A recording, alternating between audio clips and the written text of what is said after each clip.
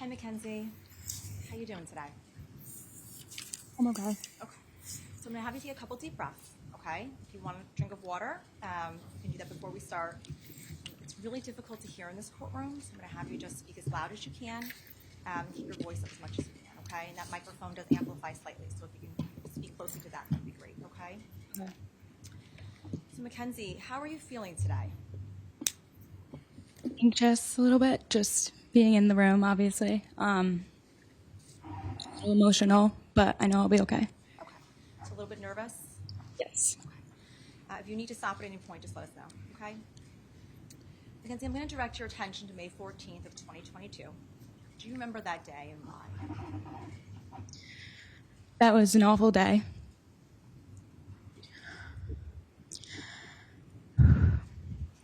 One of my good friend's younger brothers died that day. Previous to today, do you recall meeting with me, Mackenzie? Yes. Okay, and why do we meet? We met to prep me for the trial as a witness. And are you prepared to testify today? Yes. How old are you, Mackenzie? I'm 20 years old. And do you have a nickname? Do people call you something other than Mackenzie? Not really. Mainly by my full name, Mackenzie. And do you go to school? Yes, I go to Fairfield University. And what year are you? I'm a rising senior. And what is your major? Finance and accounting. You're home for the summer. What are you doing for the summertime? Working. In your area, your field? Yes. And other than when you're in school, you indicated that you live in Shelton? Yes. And who do you live in Shelton with? I live with my family, my 4 older sisters, and my mom and dad. Did you attend Shelton schools growing up in Shelton? Yes. All schools, including high school, or did you attend a different high school than a Shelton high school? So up until high school, and then I attended St. Joseph High School in Trumbull. And you indicated St. Joe's is located in Trumbull, Connecticut? Yes. And what year did you graduate St. Joe's? 2022. Did you play any sports at St. Joe's or do any activities? I was a cheerleader and a lacrosse player. I'm going to direct your attention to the year of 2022. Were you a student at St. Joseph High School at that time? Yes. And what year were you? I was a senior. In May of 2022, were you dating anyone? Yes. And who were you dating? Lido Valley. Does Lido go by a different name? Raul. But you would refer to him as Lido? Yes. How long did you and Lido date? 3 months at the end of the year. And what year was Lido in school when you were dating him? Junior. Mackenzie, do you happen to see Lido here today in the courtroom? Yes. If you can please just point him out and describe what he's wearing. He's wearing a black suit, tie. Let the record reflect, Your Honor, that the witness is identifying the defendant in court. Court will allow the record to reflect that the witness has identified Mr. Valle. Thank you. Mackenzie, was it really difficult for you to just do that? Yes. Is this the first time you've seen Lido since the date of incident? Mm-hmm. Now, Mackenzie, I'm going to refer to Lido as the defendant moving forward, or Lido, I'm going to be going back and forth just so you're aware, okay? But I'm talking about the same person.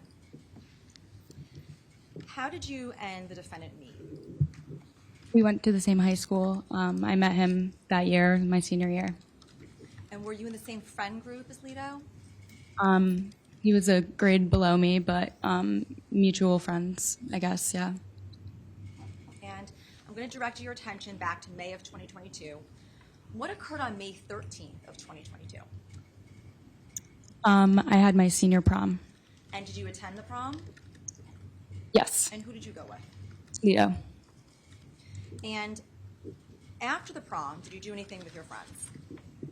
The night of the prom, there was a arcade thing that we went to. The next day, a bunch of my friends went up to a prom house. which they rented a house in either New York or Vermont. I wanted to go, but my parents didn't want me to go because they didn't think it was safe, so they kept me home that next night. So it's fair to say you did not attend that prom house in upstate New York with your friends? Yes. You stayed in the area of Shelton? Yes. I'm going to direct your attention to the next day, May 14th of 2022. What, if anything, did you and the defendant do during the daytime hours? We went to the beach. And approximately how long were you at the beach on May 14th of 2022? Maybe a couple hours. A couple hours, sorry. At some point later on in that evening, did you go back to the defendant's house? Yeah, briefly. And did you do something later on that evening with the defendant? There was a party going on at a friend of mine's house. Her name is Madigan Lifer, and I guess she was having a party, so we planned to go there. And you indicated you were friends with Madigan Lifer? Yes. How were you friends with her? She grew up with me. She was from Shelton. We went to school together. She went to my high school. My dad coached her in lacrosse as well. Was she on the lacrosse team as well with you? Yes. Now, were you personally invited to the party at Madigan Lifer's house? I had just heard through other people, so I've been there a ton of times, so I knew that I was welcome. Do you know what kind of a party? What was the occasion for the party? I think it was mainly juniors who attended the party because her brother was a junior, Austin Leifer. I think he invited his football friends, some girls in their grade, and I think Maddie also had a couple girls in her grade who came. Now you say Maddie. Is that Madigan Lifer, Maddie short for Madigan? Yes. And to your knowledge, what was the address of the house of Madigan Lifer? I know she lives on Lazy Brook. I don't know what the actual number is.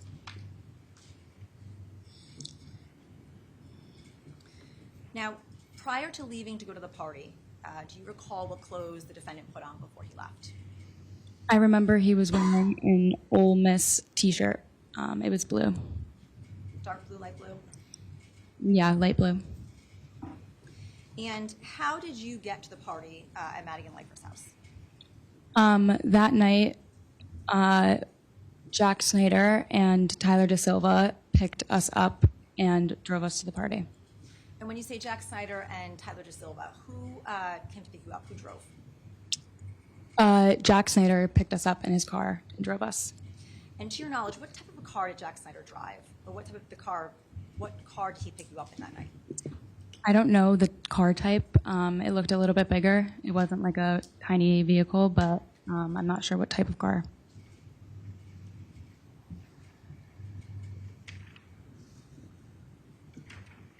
Mackenzie, I'm showing you what's been admitted to evidence, states 30. Does this look like the vehicle that Jack Snyder picked you up in that night? You can recall? Yes. Now, Mackenzie, when Jack came to pick you up, who else was in the vehicle at that point? Tyler De Silva. And had you been in this Honda Pilot prior to you getting into it that night? No. Now, are you familiar with either Jack Snyder or Tyler De Silva? Yes. And how are you familiar with them? They also went to my high school. They were on the football team, and I was a cheerleader. So is it fair to say you, on occasion, hung out with them? On occasion, they were in the grade below me, so if there was maybe a combined get-together or party that they would be at, that would probably be the main time I would see them. And to your knowledge, were the defendant, Tyler and Jack, friends with the lifers? Yes. They were friends with the younger brother, Austin, who was on their football team. To your knowledge, do you know if Jack, Tyler, and the defendant were invited to the lifers' party? I believe so, yeah. Prior to arriving at Lazy Brook, Madigan Lifers and Austin Lifers' house, did Jack drive anywhere else? I remember stopping to get alcohol somewhere. I didn't get out of the car, and it was dark, so I'm not sure where we had stopped, but it was brief. Now, when you say stopping somewhere, was that at a liquor store? Do you have a recollection of it being a store? You can explain. Either a store or a gas station, maybe. And you indicated you did not get out of the car. Who got out of the car to get that alcohol? I don't remember who exactly, but someone must have. And to your knowledge, what type of alcohol was purchased? Not sure. Do you recall seeing the alcohol when the person who went to the store or the establishment to get it came back out? I don't remember like any specific type or seeing it. They got it, but I don't remember. So you don't recall the color of the alcohol either then? No. Now, after getting the alcohol, where did Jack drive to? We drove to Lazy Brook. The Lifer's house? Yes. And either on the way to the party or even prior to the party, getting to the party, had you been drinking any alcohol? I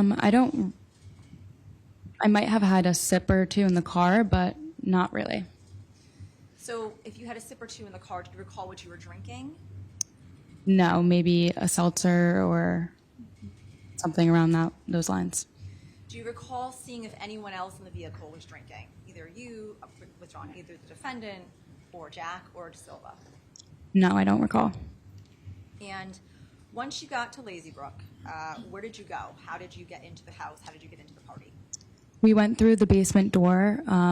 Madigan had parties in the past. I've been to her house a ton of times, so normally we would just go through the basement door. The garage door, and then we'd be in the basement. So the party was in the basement?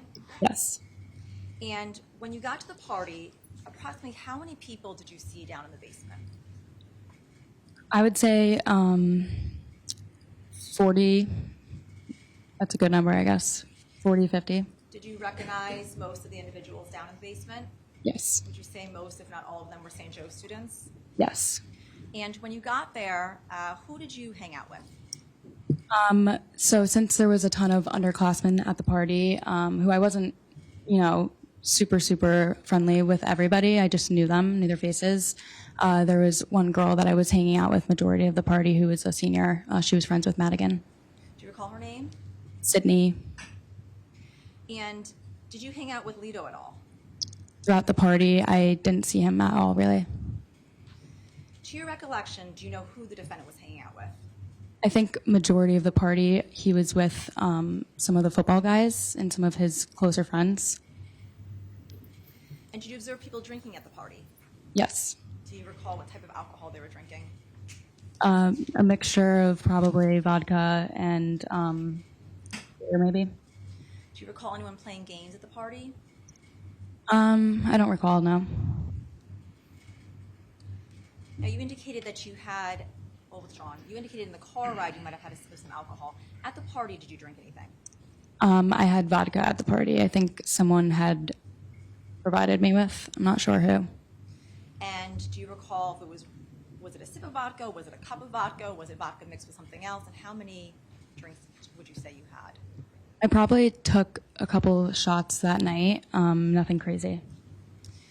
When you say nothing crazy, nothing to the point where you felt intoxicated, where you couldn't stand, or you were vomiting, or you couldn't recall? Yeah, none of that. To your knowledge, was Lito drinking at the party? Yes. And how do you know this? I just remember seeing many people at the party drinking. I think he was one of them. Mackenzie, at some point, to your knowledge, did individuals show up at the party who were not St. Joe students? At the time, I wasn't aware of it. I think after that incident had happened, it was running around the party. There was like a rumor around the party that people had shown up. So is it fair to say that you didn't see these individuals, you were not aware who these individuals were, and you didn't know what school they went to? No, I didn't see any of them.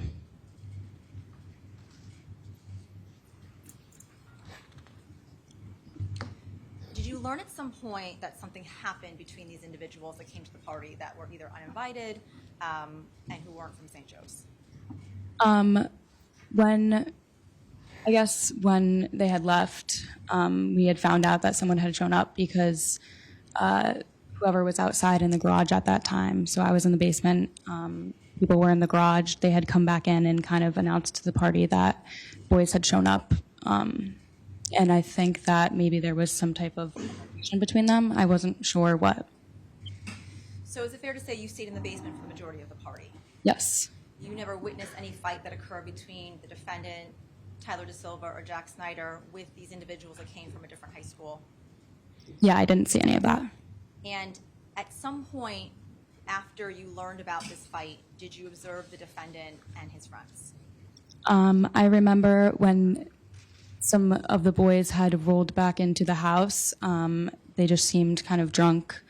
And I did see them, yes, when they had come back in. Mackenzie, I'm going to show you what's been marked as States 53.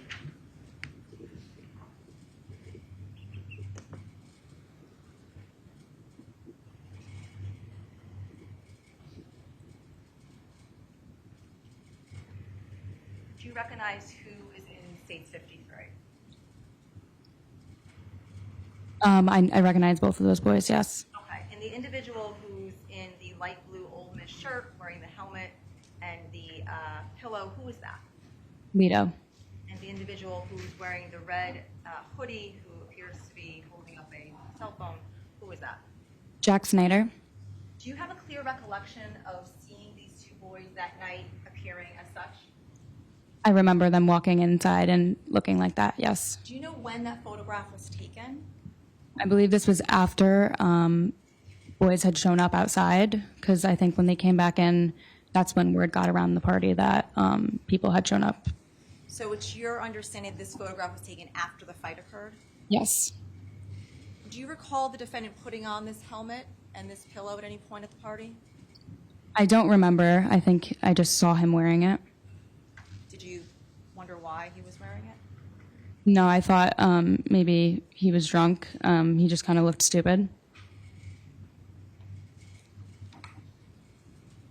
And that blue bottle that he has in his hand, do you recall seeing that either in the car on the way to the party? Do you recall taking a sip from that bottle?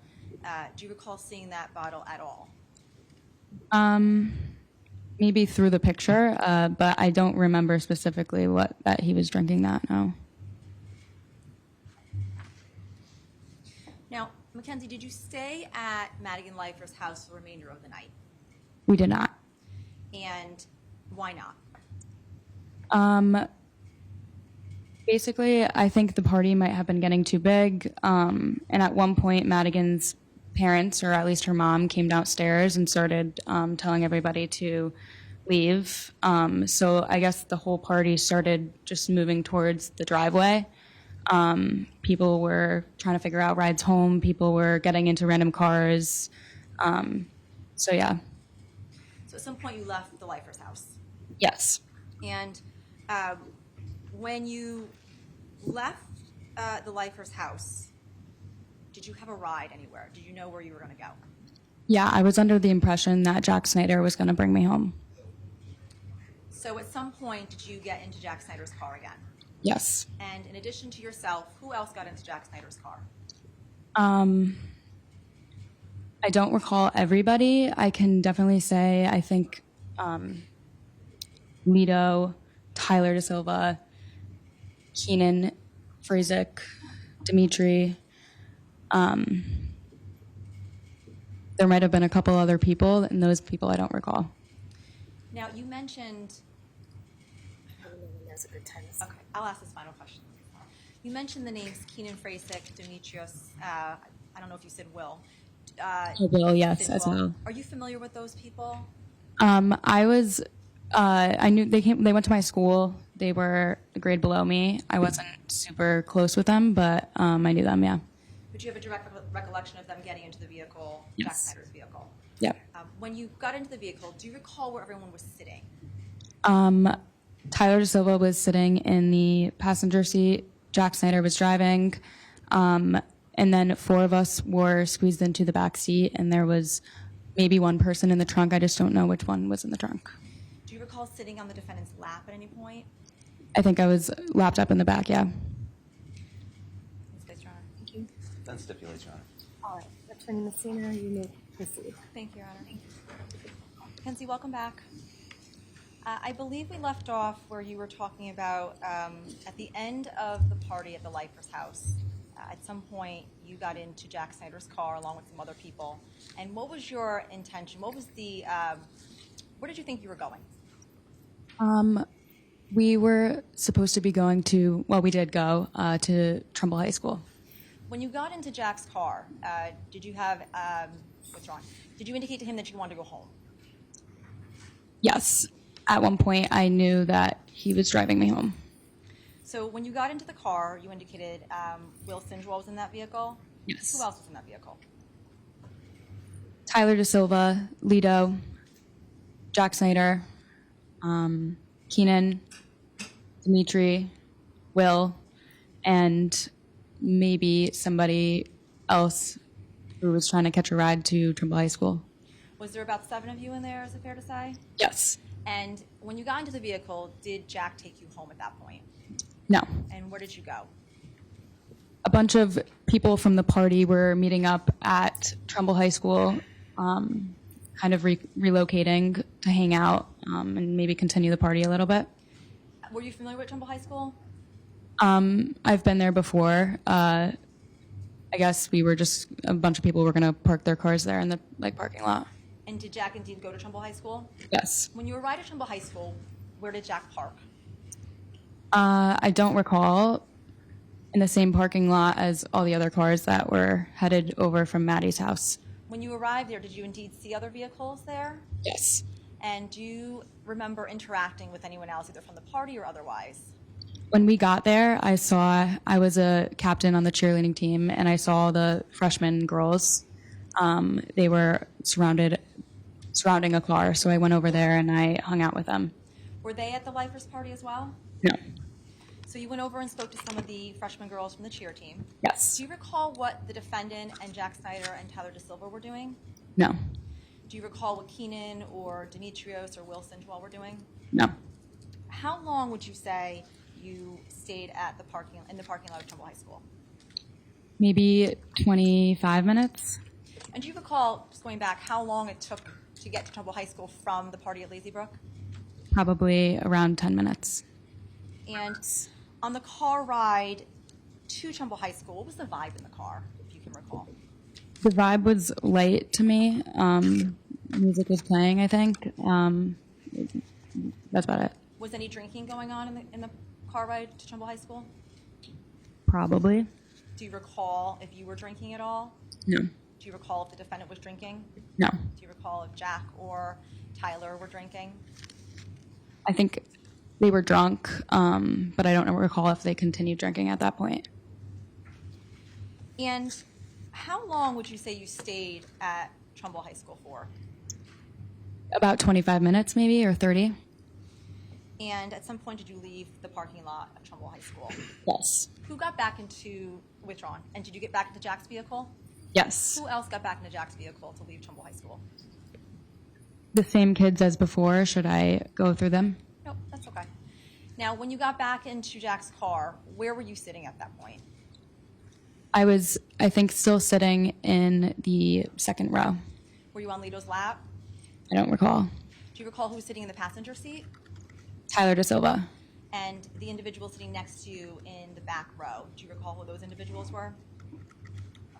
I can recall Will Sinjwald. I'm not sure about the other boys where they were sitting exactly. Do you recall if anyone was in the trunk of the vehicle? Maybe one kid. Do you know? I don't know which one.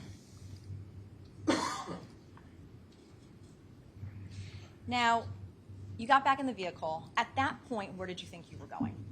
Home. And why did you think that?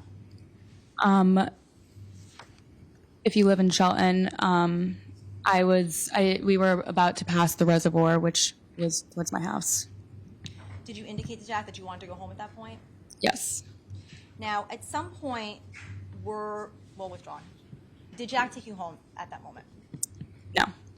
At some point while you were in the vehicle, were you made aware that some boys in the car were part of a texting chain or a texting conversation? It was mentioned.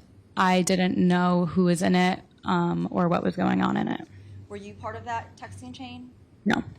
And how did you become aware that there was a texting chain going on? It must have been mentioned at one point in the car. I think I just noticed that we had changed route. I think someone must have sent a text message in that group chat, and that's how I was aware. Now, what was the atmosphere and the vibe in the car at this point?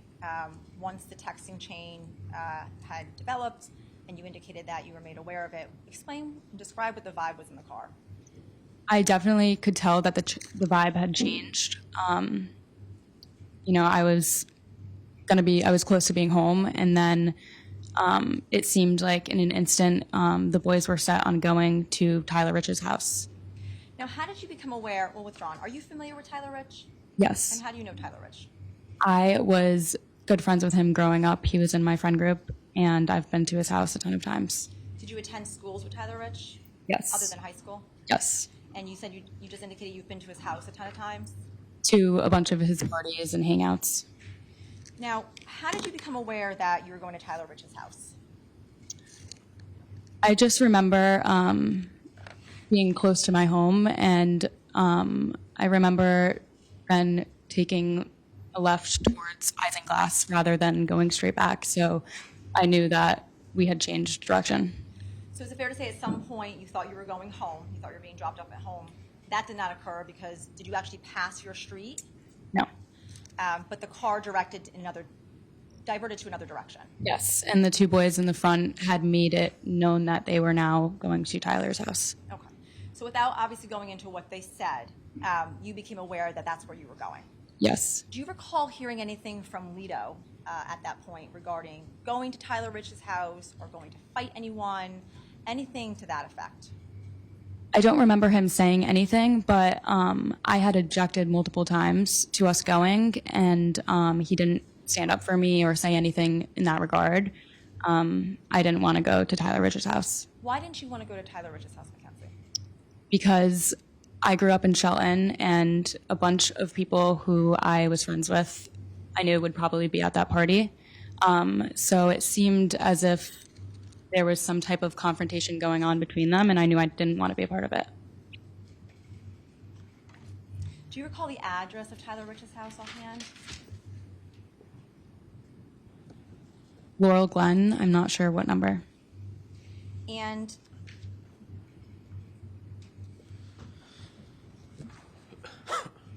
was there anyone in particular in the vehicle that was pushing going to Tyler Rich's house more so than anyone else? I would say that Jack Snyder and Tyler Da Silva in the front were pushing it. Jack was one driving, and I had pleaded with him multiple times that I wanted to go home, and it seemed like he was adamant about going.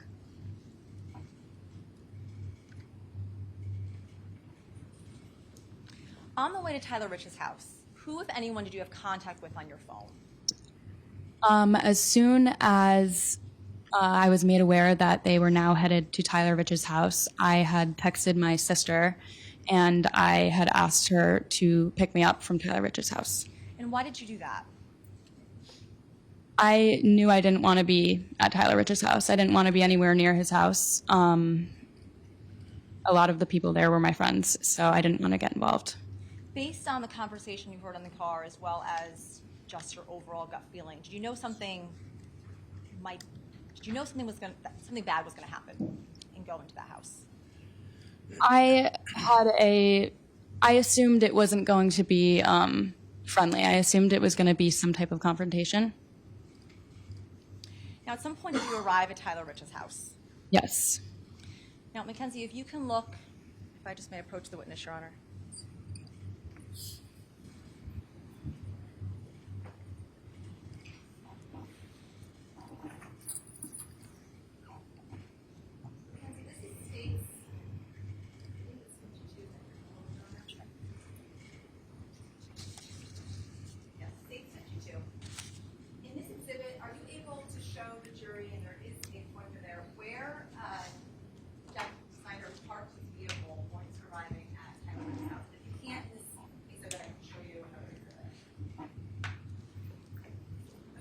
This is his driveway. I think we were parked facing that way, right there. So the message is that the witnesses using a pointer to point to the bottom half of State 52 and directed That'll be reflected on the record, thank you. Mackenzie, I am going to show you another exhibit. This is exhibit 49.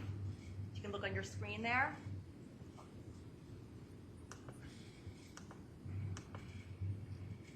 So this is a more pulled back picture of Stage 52. If you could describe in Stage 49 where Jack Snyder pulled up to Tyler Rich's house on that day. If you could just use your words to describe it. You can't point on the screen, it doesn't show up on this. I remember he had pulled up probably near the driveway. Okay, so I'm going to use this pen here. You're indicating that Jack Snyder pulled his vehicle up around this area? Yes. Okay. Was it directly in front of the driveway, or was it more to the right-hand side? Was it back more? And you can stop me with my pen. I would say closer to the driveway. So maybe around this area? Yes. Okay. Let the record reflect, Your Honor, that the state is pointing to the middle to bottom portion of the exhibit towards the driveway of Stage 49. Court will reflect the information on the record, thank you. Now, when you arrived, Mackenzie, can you explain to the members of the jury what you saw initially? And what I mean by that is, did you see anyone out on the road? Did you see anyone out on the front lawn of 43 Laurel Glen? What did you observe? Before we had pulled up to the house, I had climbed over the back seat and hidden in the trunk. I didn't want to be seen. I didn't want to be there. So I don't remember seeing who or anyone in the crowd. I would say I maybe remember one or two people coming up towards the back, and someone even said hi to me. When you got into the trunk of Jack's car, who, if anyone, was in the trunk with you? Either Keenan or Dimitri. I'm not sure which one. Back of the trunk, was there windows in the trunk of the vehicle? I don't recall. Okay. Do you recall sitting on items in the back of the trunk? Were there other items in the trunk that you were sitting on because there wasn't enough room? I think there was probably some items around that I just was sitting over. Were you able to see out the back of the trunk area? Meaning, was there a window out the back of the trunk? I don't remember looking out the back of the trunk, so. So you indicated you were able to see a few people. When Jack pulled up, did you initially see anyone, or was there a moment in time that passed before people started coming out of the house and approaching the car?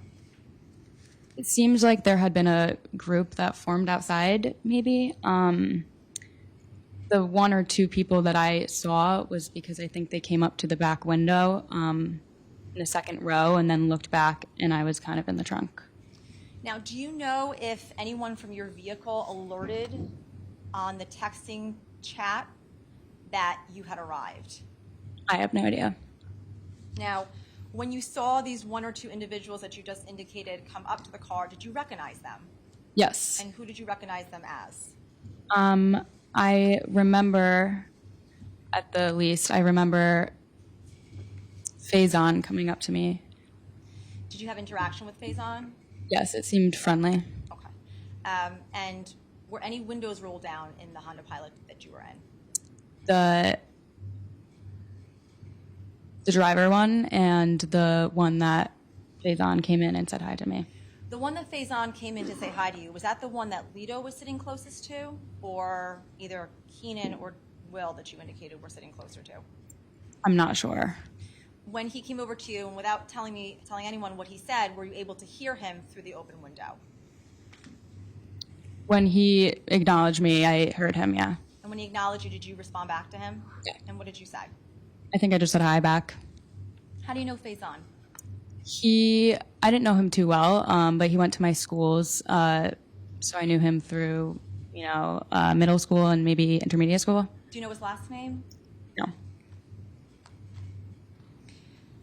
Now, if you can explain to the members of the jury from what you can remember, did any additional people come out of Tyler Rich's house and approach the vehicle? It seemed like at one point, somebody from the outside had approached the driver's seat window, so Jack Snyder, and it seemed like there was maybe some type of confrontation going on there. When you say that, what did you hear, what did you observe as far as you terming it a confrontation? I didn't hear anything specific that stood out. It just seemed that maybe they were arguing back and forth through the window. At some point, one. Did you see anyone throwing anything at the vehicle that you were in? Was anything thrown from the vehicle that you were in back out onto the lawn or at individuals from Tyler Rich's house? Do you remember any of that? I don't remember seeing anyone outside throwing anything just because I was kind of hidden a little bit, but I do remember hearing a bunch of noises coming, maybe banging on the car or something like that. Do you recall the car being rocked at all? Do you recall anyone standing on the bumper of the car and moving the car at all? I don't recall. When you were in the trunk, Mackenzie, you just indicated that you were kind of hiding. Were you almost laying down in the back of the trunk? I think so, yeah.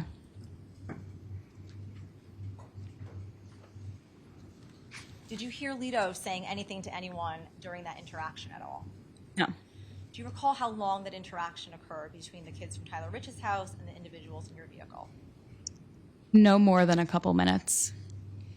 And what, if anything, happened next that you can recall?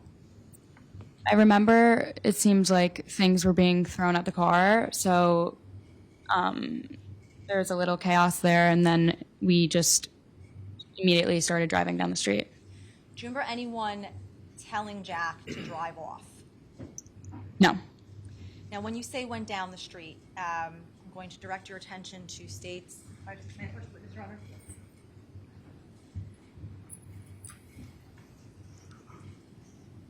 State 1, Mackenzie, we can use that pointer again. So this is the area, Laurel Glen, Prom House Lane, as well as Adams Drive. This little red dot here in front of state 1 is 43 Laurel Glen. Can you indicate to members of the jury where you indicate Jack Snyder drove his car down? We were parked right here, and he drove this way. So down Laurel Glen Drive, towards Farmhouse Lane. If your pointer is now, are you indicating where we're on? At some point, did Jack Snyder stop the vehicle down Laurel Glen Drive? So he had originally stopped it right here. Okay. Did he only go down Laurel Glen Drive once and stop, or did he drive back and forth several times? I don't remember him driving that.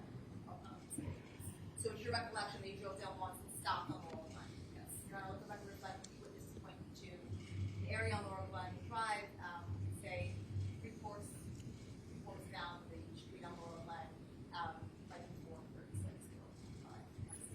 All right, that'll be reflected on the record. Thank you. Now, Mackenzie, you had indicated just now that Jack had stopped his vehicle about three-fourths down the road on Laurel Glen Drive.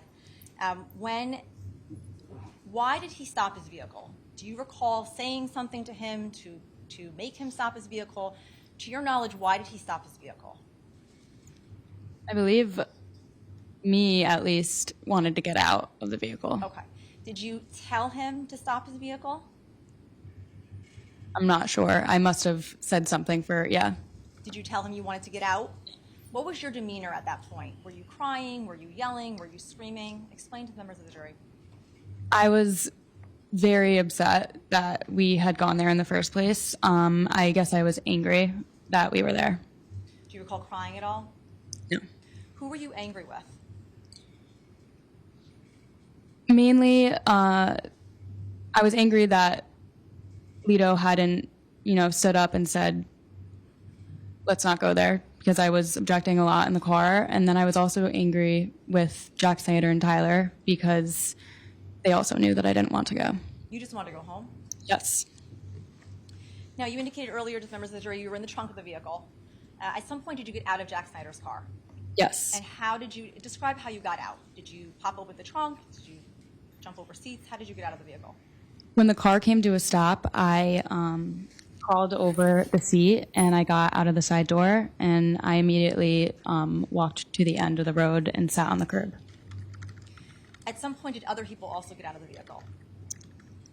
I think I think they did. Do you know who got out? I'm not sure exactly who at that point in time got out. I'm going to be showing you State's Exhibit, State's 44.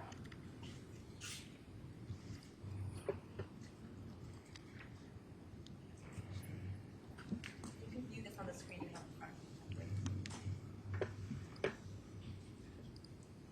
I'm just going to play this through, okay?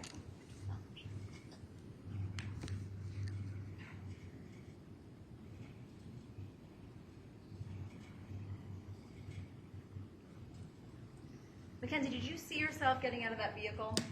Yes. Okay, and what, can you indicate to the members of the jury what you saw yourself doing in State 44? I got out of the car and my arms were crossed, I think because I was mad, and I just walked to the end of the street and sat down. I was facing the opposite way. Can I have that pointer, Mackenzie? Mackenzie, in pointing to State 44, I'm going to direct your attention. You can look on this big screen here. Pointing here, is that you sitting on the curb there? Yes. Okay. And do you recall at this point if anyone else in State 44 in this vehicle here, this is Jack Snyder's vehicle, if anyone else got out at that point? At that moment, I was alone at the end of the road, so maybe they got out.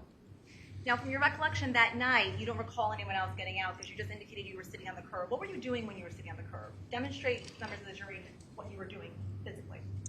I had gotten to the curb and I called my sister Madison, and I was just making sure that she was on her way to pick me up and just asking her her ETA.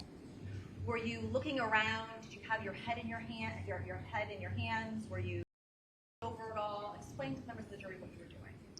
Yeah, I was slumped over, kind of just on my phone in a little bubble, calling her, texting her. I'm going to direct your attention again to State 44. If you can look at the rest of the video, you can see.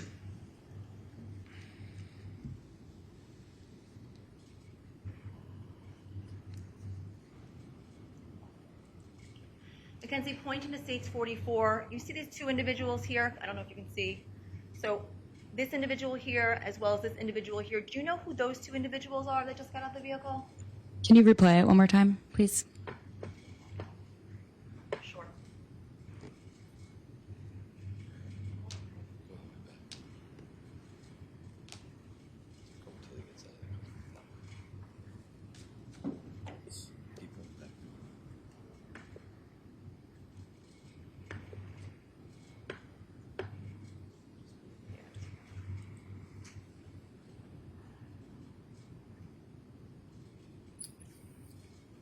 Referring to State 44, those two individuals that just got out of the vehicle, you're walking down towards the curb, you sit down. Do you know who those two individuals are?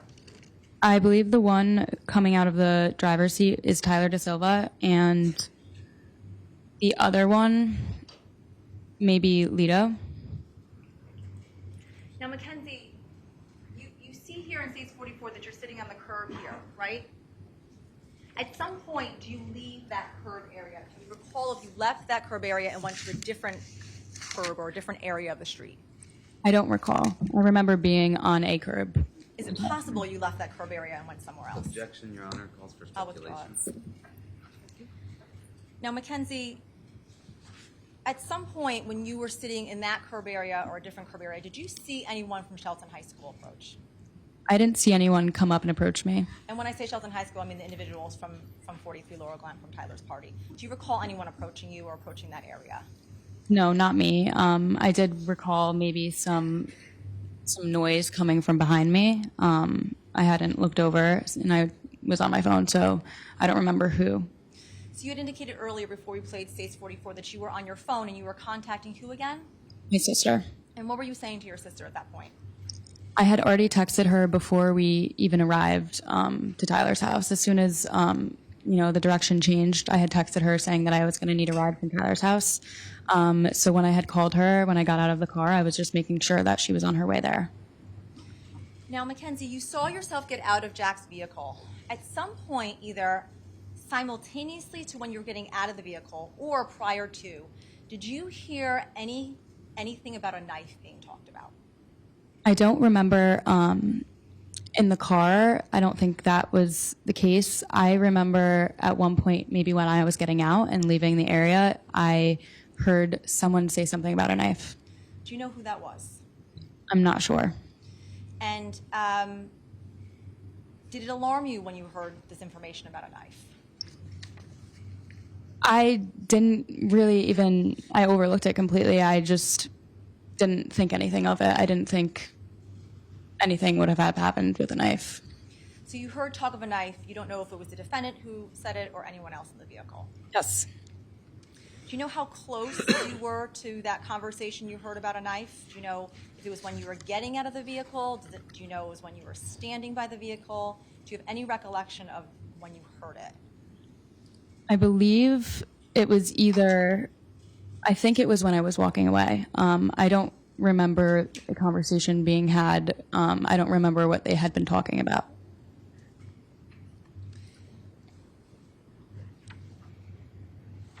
At any point when you were sitting on that curb, did you see Lido? At one point, the boys that were in the car had walked down to the end of the street where I was sitting.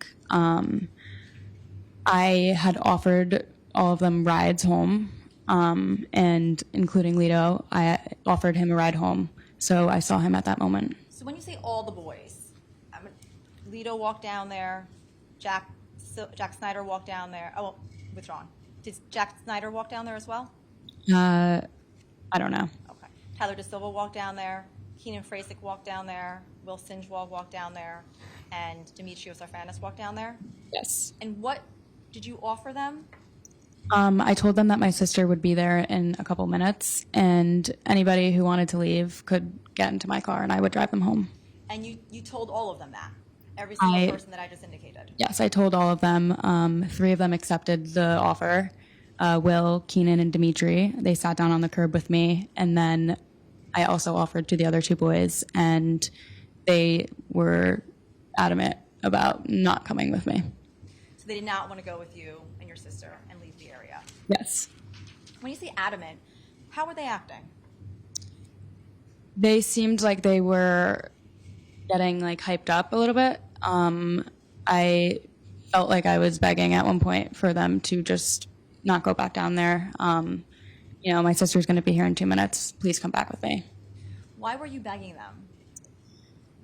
I could tell that there was 50 guys that are about they're having confrontation. It was scary. It was not a good scene, and I knew that nothing good could come out of it. So I was just kind of begging them to, leave the area. Let's go back home. Let me drop you guys off.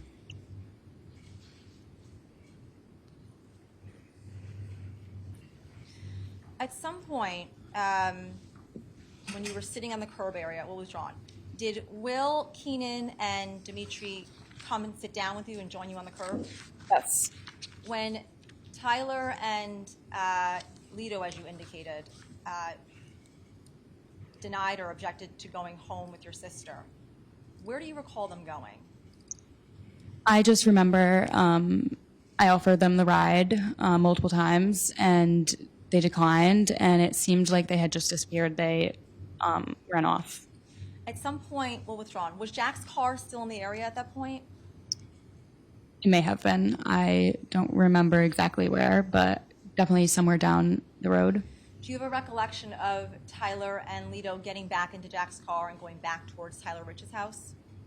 I just remember them leaving. I don't remember if they walked down there or drove their car down there. When they left the area, who was left where you were? It was me, Keenan, Dimitri, and Will. When you were sitting there waiting for your sister to show up, did you hear anything at all from down the street near Tyler Rich's house? I heard noise, but I had been hearing noise and, loud talking or shouting all night, so I just assumed that it was the same thing. From your vantage point and sitting on the curb area down Laurel Glen, if you were to withdraw, did you look down Laurel Glen towards Tyler Rich's house? Did you see anything going on? Were you able to see anything from your vantage point? I didn't see anything. I also wear glasses or contacts, so I just don't think we were really looking in that direction. Me, Keenan, Dimitri, and Will were maybe a little bit in conversation. And at some point, did your sister come pick you up? Yes. And your sister's name? Madison. And when Madison came to pick you up, did anyone else get in the vehicle with you? So she pulled up at the end of the road. I got into the passenger seat. Keenan and Dimitri got into the back, and we were waiting to see if Will needed to ride home. He was on the phone with his girlfriend, trying to get in contact with her to see if she would pick him up instead. So Will did not enter your sister's car. No, he was waiting near the passenger door next to me. Did your sister wait before his girlfriend came to pick him up, or did you leave the area before that occurred? She was waiting to see what he was going to do. And indicate again where you got into your sister's car and where Keenan and Dimitri got into your sister's car. I got into the passenger seat, and they got into the second row in the back of me.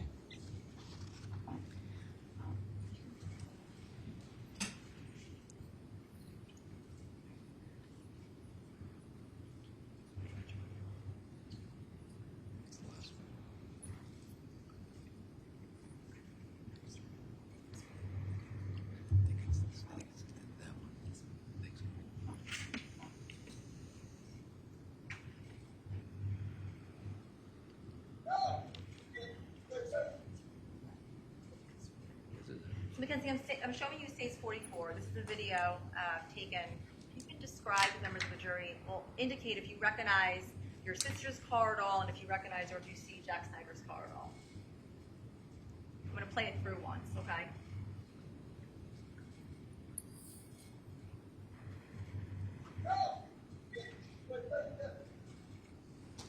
I believe that's Jack Snyder's car passing from the one in the front, and then Laurel Glen. going up. Yeah, And that car that just stopped right there, whose car is that? that's my sister. Is that when you and Dimitri and Keenan got into your sister's vehicle? Yes. Do you recall this happening? Yeah, we had gotten into the vehicle. As I said, I was waiting to see if Will needed a ride home, and we were connecting to the Bluetooth. Now, Mackenzie, at some point, did anyone else get into your vehicle at that moment or that shortly after that moment? Yes. Okay. And, excuse me, who else got into that vehicle? At one point, Lito maybe came from behind the car, and he kind of came up to the window, the passenger seat window, and he asked quickly to my sister, he said, "Hey, Maddie, can I get a ride home?"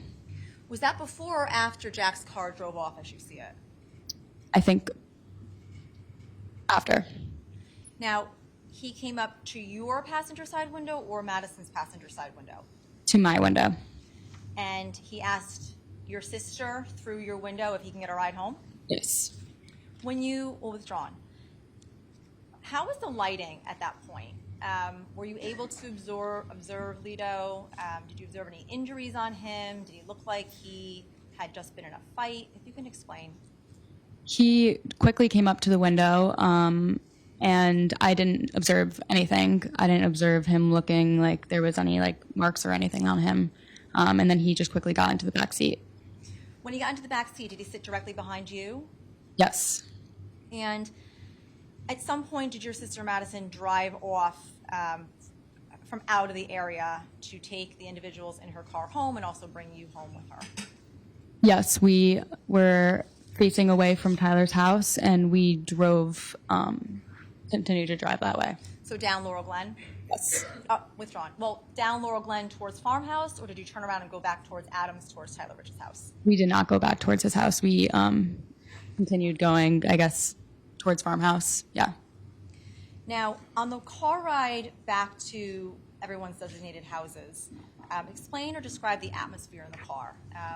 Was there music playing? Were people talking? So we had the music playing pretty loudly. There was no talking in the back, or none that I heard. I didn't hear anyone talking in the back. I was already kind of in a bad mood, so I was just kind of sitting in the front. When you say the music was playing loudly, I'm sorry to interrupt you. Was it so loud that you couldn't even hear your sister talk? Explain the loudness. It was pretty loud, I would say. We normally play the music pretty loud in the car, and yeah. Did you recall hearing Lito say anything in the car? No. Did you have any conversations with Lito? No. And why not? I was very angry this night because I didn't want to go to Tyler Rich's house. once again, I had a lot of friends that were there, so I just didn't want to get involved or in the middle of it. So I think I was just very upset that we had been there. So there was no conversations really going on. And who did your sister drop off first, if you can recall? Keenan and Dimitri, they were staying together at one of their houses. And then at some point after your sister dropped off Keenan and Dimitri, it was you and Lito and your sister left in the vehicle. Yes. And was there conversation, and withdrawn, where does Keenan and Dimitri live? Whoever's house you went to, do you recall where they live, what town? I think Trumbull. Now, going from Trumbull back to where Lito lived, do you recall what town Lito lives in? Milford. Going back from Trumbull back to Milford where Lito lived, was there conversation in the vehicle between you and him, your sister? No. It was silent. Yes. Do you recall how long it took your sister to go from Trumbull, from Keenan's house, to Lito's house? I would say 15 minutes max. And what happened, withdrawn, did your sister indeed get to Lito's house? Yes. And what happened when you got to Lito's house? He then asked me if I could step outside with him. Out of the car? Yes. And did you indeed step out of the car? No. And why not? I didn't want to talk to him. And when you refused to get out of the vehicle, what happened next? He just left. And your sister left? Yes. Mackenzie, while you're in the car ride from Laurel Glen to drop off the kids in your car, did you receive any FaceTime calls or any Snapchat messages from friends of yours? So on my way back home to my house, I got a text message from a group chat with girls that I went to high school with. Now, without telling us what they said, just tell us the vibe of what it was.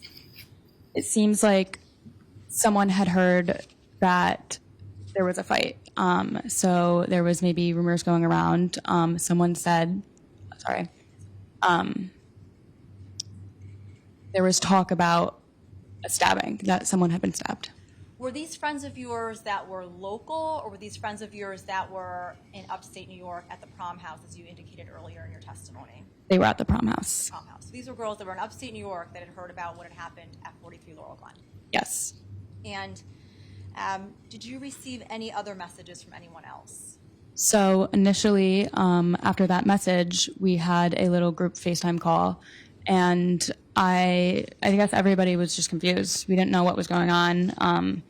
We didn't believe that anything had happened. We were like, there's no way that something like that could have happened. So I even was like, I just dropped him off. I don't believe that could have happened. What then started to make me nervous was I received a Snapchat from Rosie McGrath and Pete and Keeman. And when I went to go look to see what they had said, it seemed like there was some foul language, and that definitely made me, I was nervous. I didn't know what was going on, and I was confused why they were reaching out to me. Did you respond to that Snapchat message? No, I didn't open them. Now, in addition to dropping Lito off, in the car ride home from Lito's house, so after you dropped Lito off, in the car ride home to Lito's house, did you engage in any text message conversations with him? So when I received that phone call from my friends, as well as from Rosie and her friend, I immediately texted Lito and I asked him what was going on. And why did you ask him that? Because in the messages from my friends, they indicated that there was a rumor going around that he had been in a fight and that he had stabbed someone. And people were throwing around names to see like who had maybe been involved. May I approach counsel, Your Honor?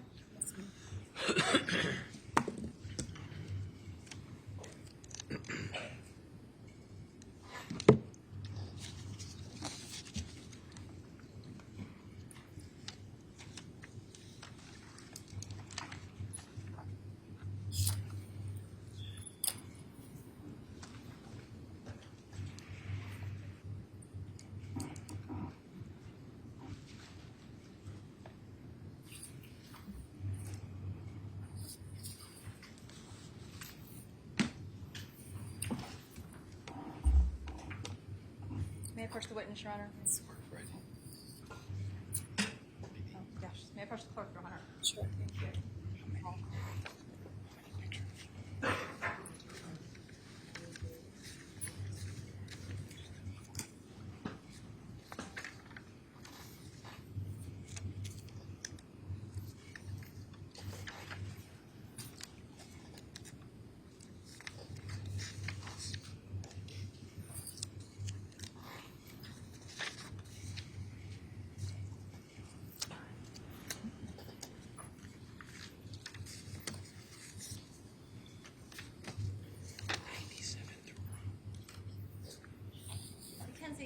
approach the witness, Your Honor.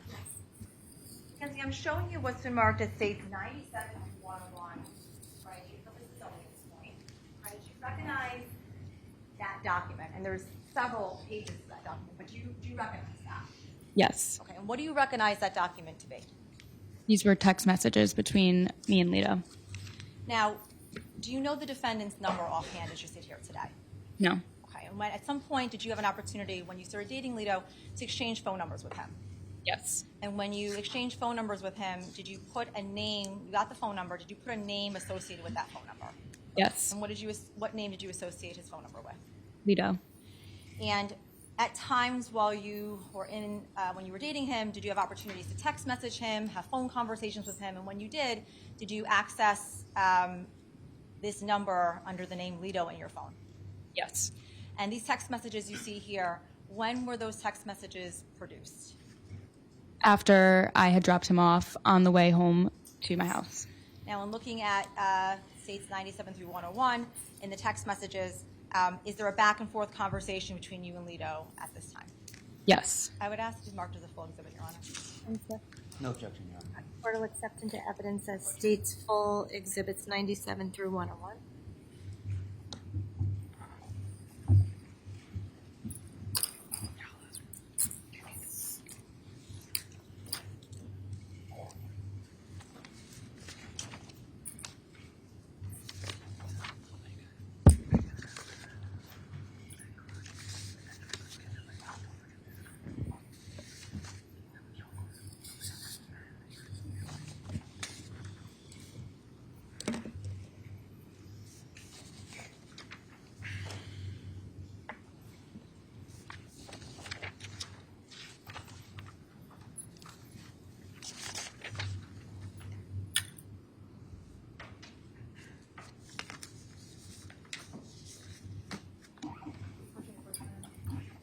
Now, Mackenzie, I'm showing you what's now been marked as full exhibits 97 through 101.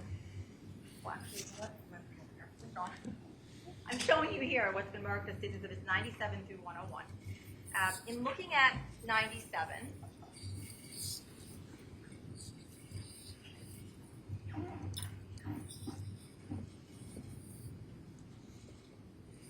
can you see that clearly on your screen? I know it's a little blurry. Yes. Now, when looking at 97, you see It's a little blurry now. what about now? Yeah, that's good. Autofocus. One moment. That works better.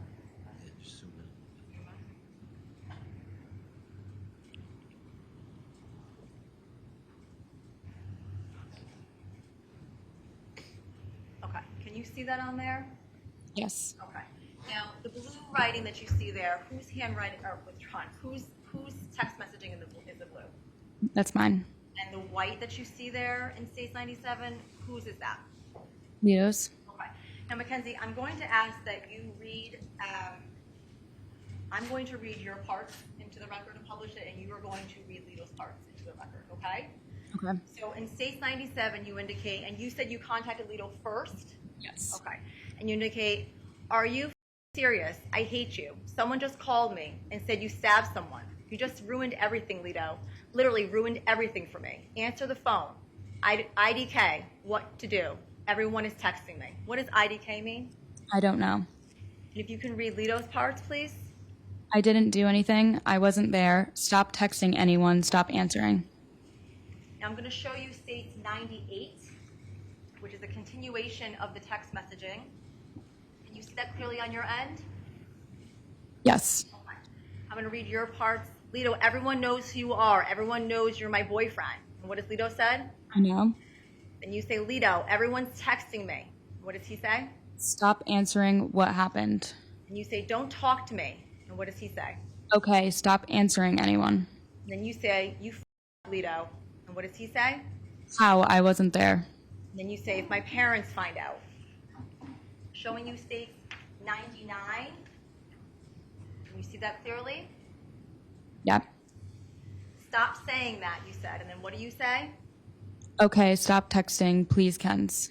And then you say, I'm not texting anyone. And then what does Lito say? Don't text me. I'm going to Florida. And then you say, they're texting me. When? Lito, I need you to answer me, please. And what does he say? What, Kens? And then you say, I'm so scared. What's going on? Showing you states 100. In the blue, you say, I'm shaking. Can you please tell me? I won't tell anyone. I swear. And what do you say? I can't text anything. And then you say, I'm so scared. And then what does he say? I wasn't there. And you say, what's happening? And then what does Lito say? You know I wasn't there. And you say, I'm so scared, Lito. What's happening? Please answer me. And then you say, Nothing is happening. withdrawn. Lito says. Nothing is happening. And then finally, states 101. Nothing is happening. And then you say, can you call me please when I get home? And he says, Yes. and then you say, Lito, his sister just texted me. I'm so scared. I don't want to look. And you said, What did she? withdrawn. Lito says, What did she say? Swipe it. and then you say, IDK, I don't know. I'm so scared. And Lito says, Don't answer anyone. now, Mackenzie, prior to you text messaging Lito, did he ever mention anything about going to Florida before you went to the party at Laurel Glen or anything at all? Going to Florida on vacation or going to Florida the next day? No. So the first time you heard about him going to Florida was in these text messages. Yes. After this text message conversation with Lito, did you have any other communication with him? As I was still in the car, I called him. He answered, and for about less than 2 minutes, I continued to ask him what was going on. I'm hearing all these things. What's happening? What's going on? What was his response? He said, I wasn't there. I didn't do anything. What are you talking about? So he kept denying that he was there, kept denying that he did anything. Yes. And this phone call was before or after you arrived at your house? It might have been, I was still sitting in the car in the driveway. And for how long did it last for? It was under 2 minutes, and I remember hearing voices in the background. You were hearing voices in the background. Did you recognize those voices? No. Mackenzie, when was the last time you saw Lito prior to today? That night. Now, after the text messages with Lito and also the brief conversation you had, did you realize at that point the severity of what occurred at 43 Laurel Glen? I was in shock, but I also didn't fully believe that something bad had happened. I now at this point was thinking to myself there must have been a fight between boys, like a fist fight, and maybe a bunch of kids got kind of beat up or black eyes and stuff. I didn't even think that anything else could have happened.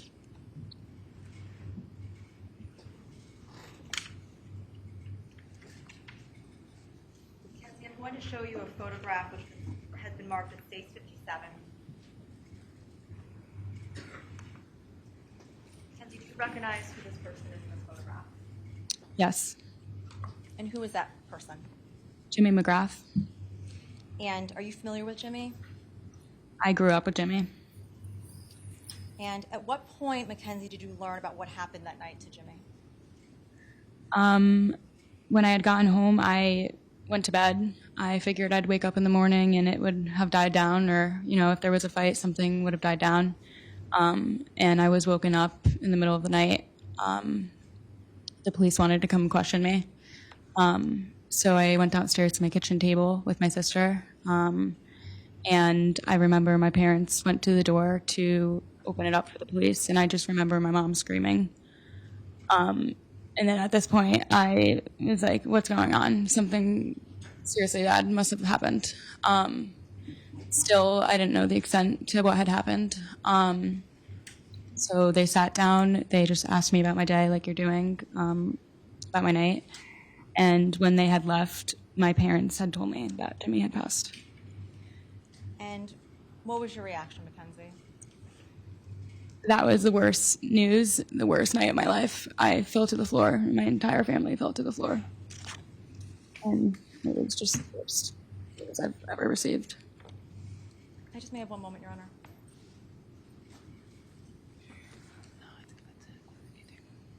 Thank you. I have no further questions. Attorney Smith. Thank you, Your Honor.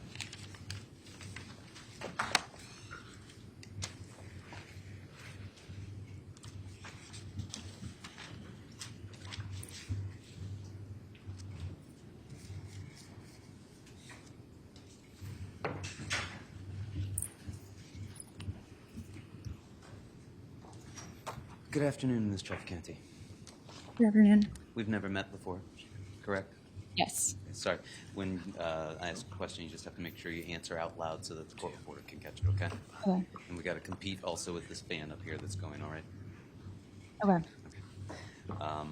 So you told us that in May of 2022, at that point, you'd been dating Mr. Valle for about 3 months, Yes. and you were a senior at that point, fixing to graduate, and he was a junior about to go into his senior year, right? Yes. And you told us as well that you had grown up and gone to Shelton schools, right? Yes. And then you went to St. Joseph's High School in Trumbull after you'd gone through the Shelton school system prior to that, right? Yes. And that you'd grown up with Tyler Rich.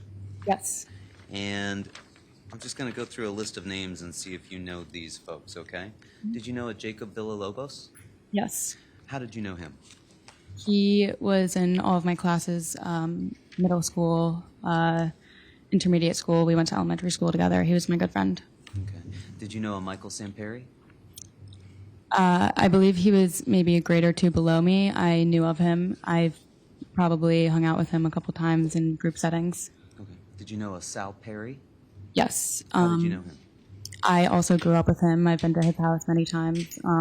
He was another one of my really good friends growing up. Did you know an Alex Bernson? I don't know who that is. Did you know a Matthew Lokovich? Yes. How did you know him? Once again, family friends. Grew up with him. I think we dated in 6th grade. Okay. Did you know Ty Wood? Yes. How did you know him? He was a grade or two below me, and just from being from Shelton, he's been at parties that I've been at and stuff like that. Did you know Ryan Hines? No. Did you know Thomas Connery? Yes. How did you know him? He was in my sister's grade and in my sister's fun group when she was also growing up. And did you know his brother Charles Connery? Yes. And how did you know him? He was Tommy's younger brother. He wasn't in my grade, but I just knew his name. I've probably seen him out multiple times as well. Did you know a person named Tanner Chernowski? Yes. How did you know Tanner? He was also from Shelton. He hung out with a lot of my guy friends from Shelton. And you would consider yourself to be good friends with those people? At the time, yes. And you told us that you at some point received a call from, was it Rosie McGrath? I received a call from my high school friend group. Rosie had Snapchatted me. Okay. And that was Jimmy McGrath's sister. Yes. So you knew her the same way that you knew Jimmy from growing up. She was one of my good friends growing up as well, yeah. And do you still remain in contact with all those folks? No. None of them? Mm-mm. When was the last time you talked with Jack Snyder? I may have seen him around slightly in the last couple of years. When we went out in New Haven, I would see his face, but we don't keep in contact, no. And you told us that you also knew Tyler Rich. Yes. And that was because, again, you'd grown up with Tyler Rich? Yes. And were your families also friends? Our parents probably knew each other. And you told us about starting the night off. Well, before starting the night off, you were telling the state's attorney about the night before this had been the prom, right? Yes. And you'd gone to that prom with Mr. Valle? Yes. And your parents didn't want you to go to the prom house that was in upstate New York, right? Yes.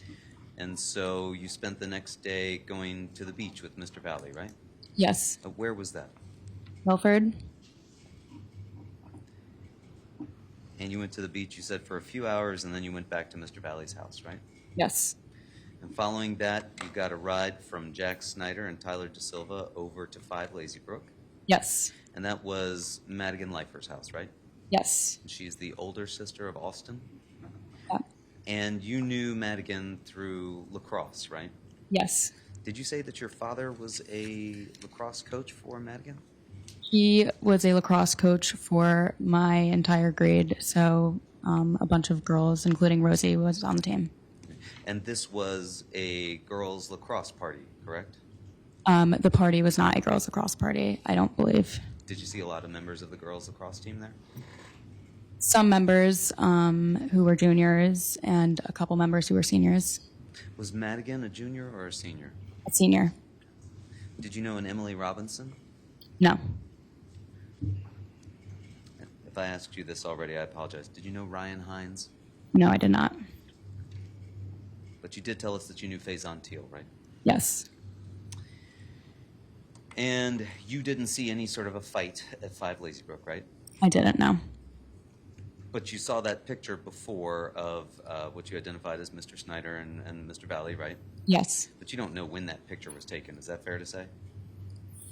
I do know when it was taken. You do know when it was taken? Yes. How do you know when it was taken? I remember the boys coming back from the garage, and that's when they looked like they were dressed up like that, and I remember that picture being taken. Well, you remember telling us before that you weren't watching Mr. Valle throughout the night? No, I wasn't. But now you're telling us that you're sure that you know when that photo was taken? Yes. You at least know that you saw them wearing those outfits throughout the night, right? Yes. When did you see Mr. Valle put the neck pillow on? I don't remember him putting it on. I just remember seeing him with it on. Oh, okay. When did you see Mr. Valle put the helmet on? I don't remember when he put it on. Okay. And at some point, Mrs. Leifer comes and breaks up the party, right? Yes. And tells everybody, time to go, clear out, and you guys all leave the party? Yes. Go get into Mr. Snyder's car. Yep. And that was the 7 of you that you've described to us, correct? Yes. And at that point, the plan for the night had been to go to the Leifer's house, but now it changed because that party was over, right? Yes. And there was no plan at that point to go anywhere specific. Is that fair? Seemed like there was a plan to go to Trumbull High School. Okay. At some point, you became aware that folks were planning to go there, but when the party broke up, that had not been the plan already, right? No. That was sort of an impromptu, what are we going to do now kind of thing? Yes. Okay. And then you got over to Trumbull High School, and you said that there were maybe 40 or so people that had been over at 5 Lazy Brook, right? Yes. Those 40 people didn't all go to Trumbull High School, right? Not all of them, but there was a good amount of people at Trumbull High School. Okay. More than 2 cars? Yes. Okay. And you said there were tons of underclassmen at the party, right? Yes. You told us that you At the Lazy Brook party? at the Lazy Brook party. Yes. And you told us you remembered one of them was Sydney. Yes. How did you know Sydney? She was just a friend of mine. She was a senior as well. Okay. Was that Sydney Wims? Yes. And once you got to Trumbull High School, you said on the way to Trumbull High School, 4 of you squeezed into the back seat of the car, right? Yes. And Jack was driving and Tyler was in the passenger seat in the front. Yep. And you told us that you had lapped up in the back, meaning you were sitting in Mr. Valle's lap. I believe so.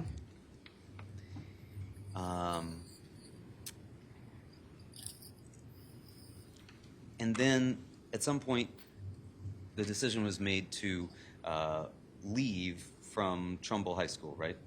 Yes. And you thought they were going to take you home Yep. because there was no plan at that point to go anywhere else, right? Yes. At that point, you guys had had the party at 5 Lazy Brook, which was really the plan for the night, and that had ended, right? Yep. And then you went to Trumbull High School thinking, well, maybe the party can be extended, I think you said. Mm-hmm. And ultimately that fizzled out too, right? And you think it was just about 25 minutes that you spent there at Trumbull High School? Yes. And the vibe on the way there was light, and there was music playing. Yeah. And you described later on in the evening when you were driving in your sister's car that the music was playing loudly, right? Yeah. Was the music also playing loudly in the car on the way there? Yes. So no matter whose car you were in, it sounds like the music is being played loudly. Is that fair to say? Yes. Not worried about your hearing? Sorry, say that again? At this age, you're not worried about your No, hearing? I'm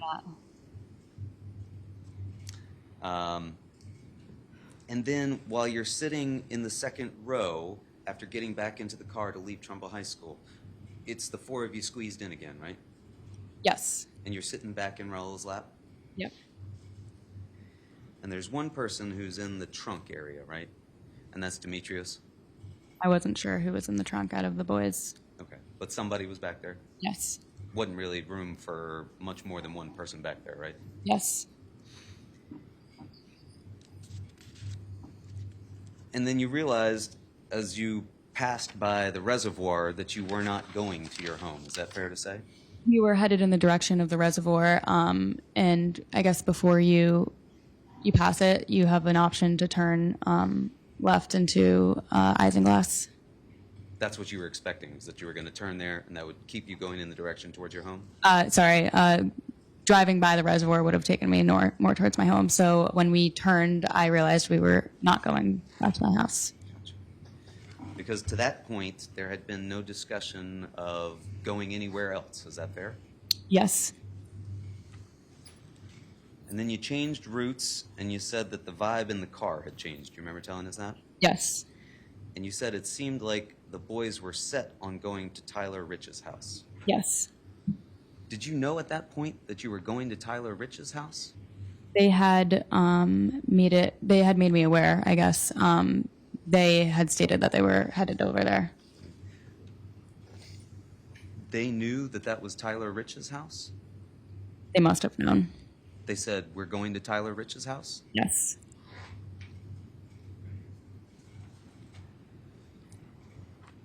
To your knowledge, did Mr. Valle know Tyler Rich?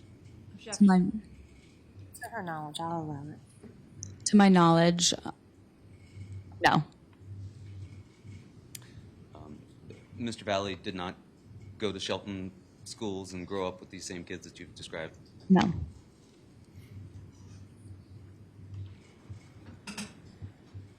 But you yourself said you'd grown up with Tyler Rich and you'd been to his house a ton of times, right? Yes. Did you start to recognize that you were on your way to Tyler Rich's house while the ride was occurring? I'm not great with back roads, but I believe we were headed in the direction of that area in town. And you said the two boys in the front made it known that we were going to Tyler Rich's house. Yes. That was Jack Snyder and Tyler DeSilva, right? Yes. You were still sitting in Mr. Valle's lap. Yes, and I had then after moved to the back. But at this point, while you're going there, you're still sitting in Mr. Valle's lap. Yes. And he didn't make it known to you that you were going to Tyler Rich's house, did he? No. And you said you objected multiple times that you didn't want to go to Tyler Rich's house. Yes. Because you knew all these kids, right? Mm-hmm. You'd grown up with these kids, right? Yeah. You didn't want to have a confrontation with these kids. Yes. And you were upset that Mr. Valle didn't object or stand up for you, right? Yes. And you said Jack Snyder and Tyler DeSilva in the front were pushing for it and that Jack Snyder was adamant about going, right? Just both of them, not one over the other, but yeah, they were adamant about going. Both Jack Snyder and Tyler DeSilva. Yes. And so you contacted your sister, Madison, right? Yes. And you started to make plans. Hey, can you come pick me up? I don't want to be here. Yes. Did she acknowledge that and say, okay, I'll be right there? She acknowledged it, yes. And shortly thereafter, you arrived at what you recognized at that point as being Tyler Rich's house? Yes. Because you'd been there a number of times before. Yep. And when you got there, was there anyone in the front yard? I think I probably saw briefly a group forming in the front yard until I ducked down in the back. Okay. And you said you had to climb over the back seat to get into the trunk area. Yes. Did Demetrius make room for you back there? Yes. He was still back there? If it was Demetrius who was back there, then yes. The one person who was also in the back made room for me. Okay, so at this point, there's two of you in the back trunk area. Now there is, yes. And you climbed back there because you were scared of what was about to happen. Is that fair to say? Yes. Because people started to pour out of the house, right? Yes. It wasn't just that you were embarrassed, like, oh man, I don't want these people to see me here. They know me. It wasn't that, right? I was embarrassed. I did not want to be seen. But it wasn't just that you were embarrassed. Is that fair to say? I guess. You Yes. started to fear what might occur. Is that fair to say? Yes. Because these people were pouring out of the house and there were more and more of them coming, right? Didn't seem like there was like more and more coming. It seemed like people were kind of outside already. Okay. How many people did it seem like were there? 25 kids, maybe? Okay. But they weren't 25 kids when you pulled up, right?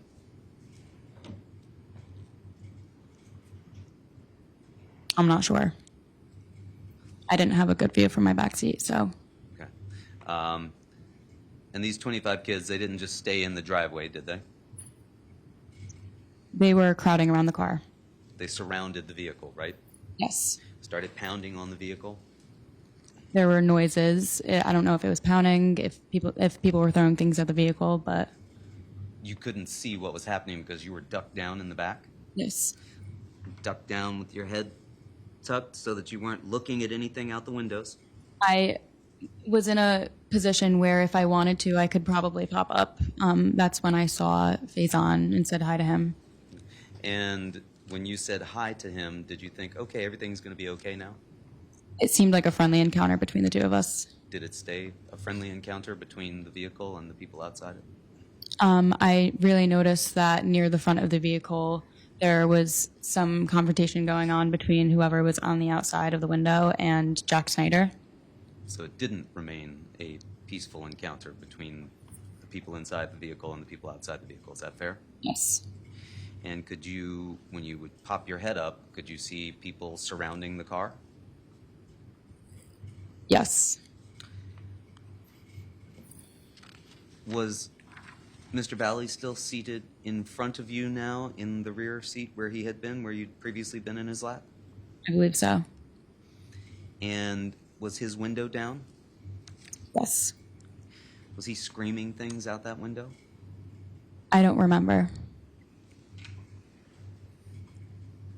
Was Tyler Da Silva screaming things in the front?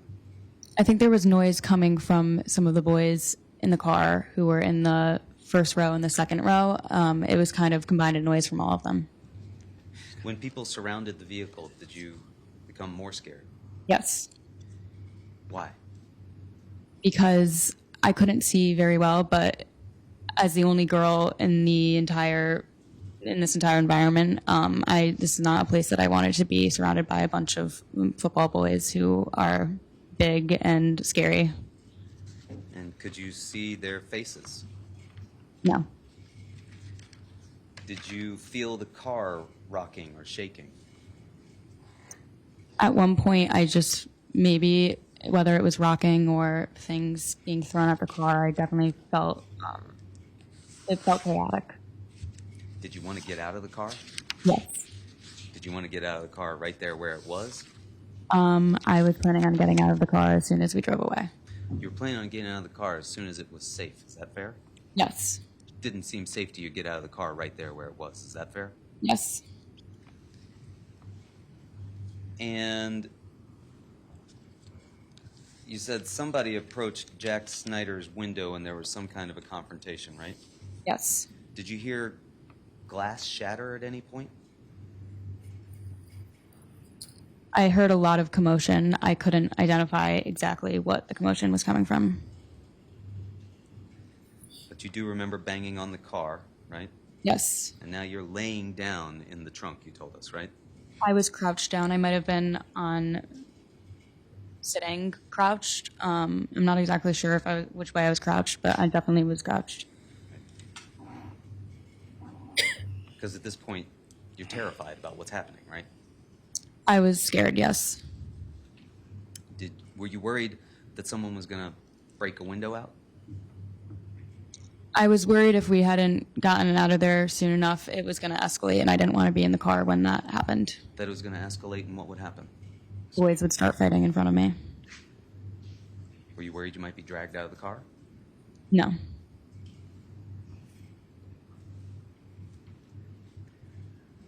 And you said this lasted a couple of minutes at the most? Yes.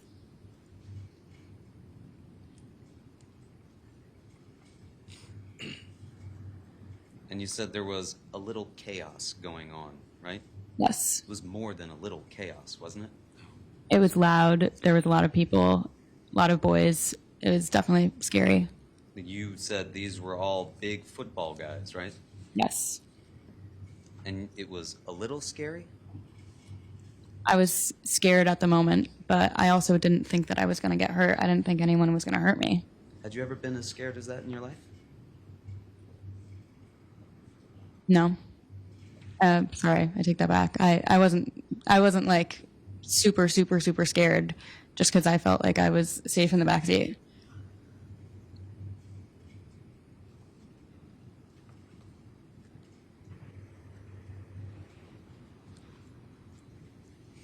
You felt safe in the backseat?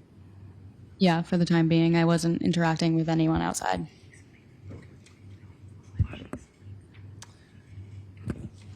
And then at some point, the car drives off, gets out of this being surrounded situation. Is that fair? Yes. Did you feel relief? Yes. Great relief? Yes. Had you ever felt relief like that in your life? I'm not sure.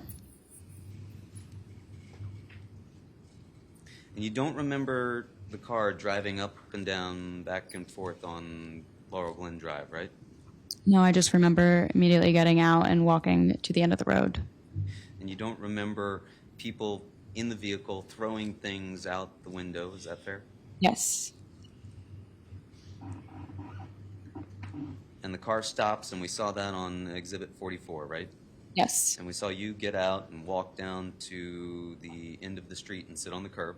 Mm-hmm. And then you identified you identified Tyler and De Silva, that is, and Mr. Valle as also being out of the car, correct? Yes. Did you remember that a group of the Shelton High kids came down the street?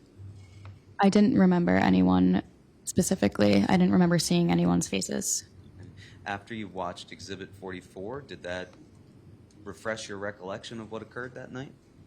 I remember maybe commotion around me. I was sitting on the curb on the phone, and I wasn't involved in the commotion, so I didn't see anyone specifically coming up to us, no. Fair to say your attention was hyper-focused on trying to get your sister there as quickly as possible? Yes. Main thing on your mind was you wanted to get out of there as badly as possible? Yes. Because you were scared of being there any longer, right? Yep.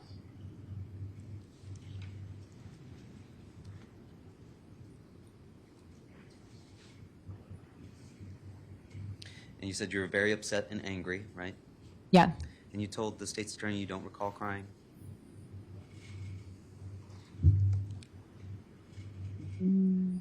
I don't remember for sure, but I cry a lot, so, I mean, it could have happened. Okay. And again, you were angry in part because you felt like Raul hadn't stood up for you when you had objected to coming here in the first place, right? It wasn't just about him. I was just angry at everyone in the car who decided to go there. Okay, but your anger, you told us before, as far as it was directed at Raul, was because he hadn't stood up for you when you'd objected and said, I don't want to go here. Do you That recall was one of the reasons I was angry, yes. You were also angry with Jack Snyder and Tyler De Silva for having driven you over there, right? Yes. When you were in that car and it was surrounded by all those folks, was there any way for you to make that car go anywhere? No.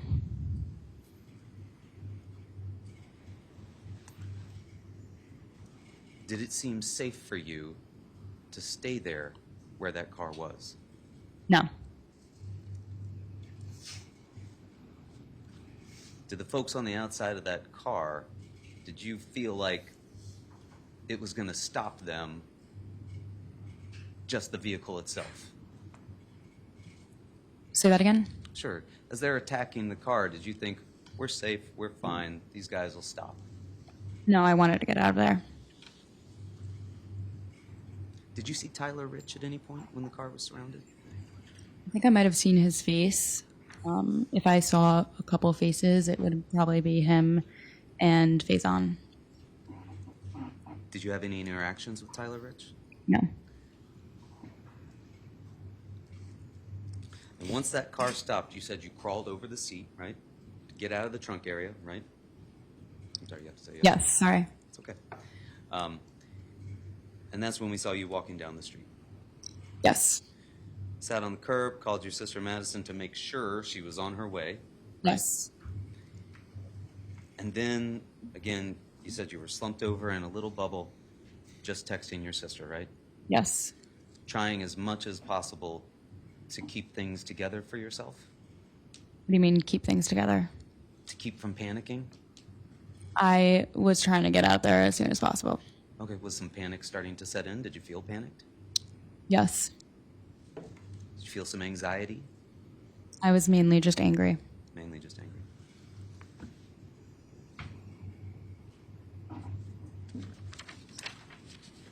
You said you don't remember any talk about a knife when you were in the car, right? No. You didn't see a knife when you were in the car. No. You said you weren't sure who, but you think you heard some talk about a knife. I don't know if it was coming out of the car or when everybody had crowded around the curb. I remember hearing something about a knife. Was it Jack Snyder's voice? I don't recall if it was him. You don't recall if it was Raul's voice? No. You don't recall if it was Tyler De Silva's voice? No. It was kind of a conversation that I was overhearing from. I wasn't directly like in that conversation. When you recall this conversation happening, how far away do you think you were from where it was occurring? Probably a couple feet. I was sitting on my own on the curb, but it could have been a couple feet away. Do you recall seeing any of the boys from your group around the car, inspecting the car for damage? No.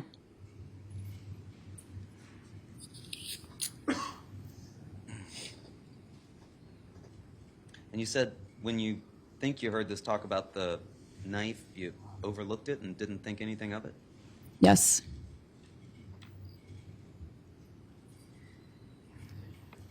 You didn't hear anybody from your group making any threats about going back to the party to kill somebody? No. You didn't hear your party, anybody from your group making any threats at all? No.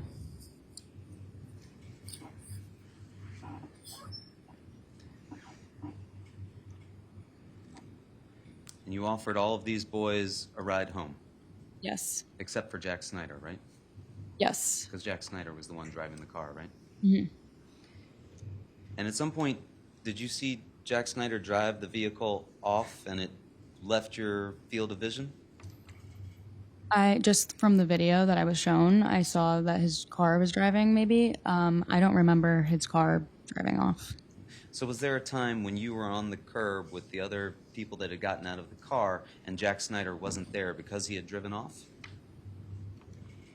I wasn't sure about his whereabouts. Okay. And you offered them a ride home with your sister. Yes. She wasn't there at that point, right? No. You couldn't see her anywhere? No.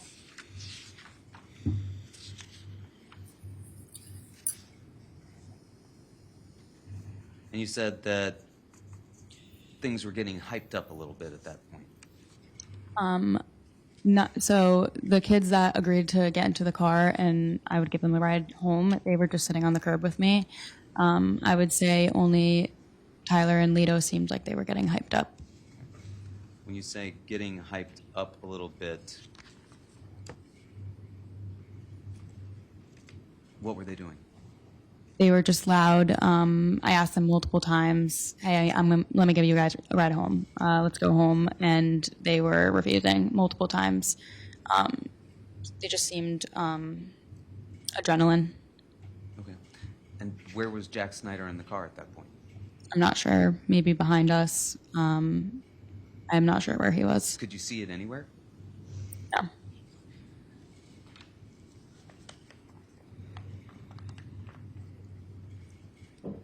at some point you became aware that the car had come back from wherever it had gone, that you didn't see it, right?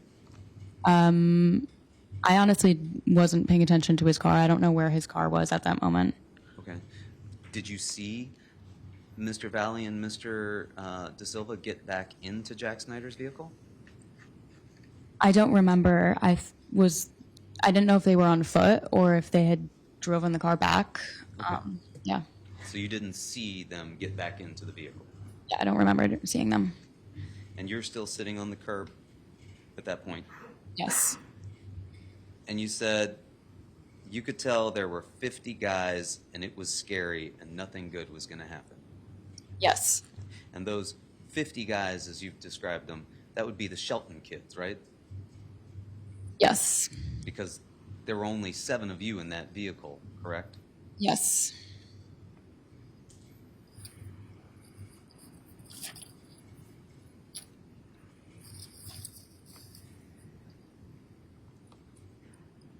And then as you're down there on the curb with Keenan Frasick, Dimitri Arofanis, and Will Sinjwald, you told us you heard noise from 43 Laurel Glen Drive, right? Yes. But you couldn't see anything, right? No. Because you were that far away? Yes.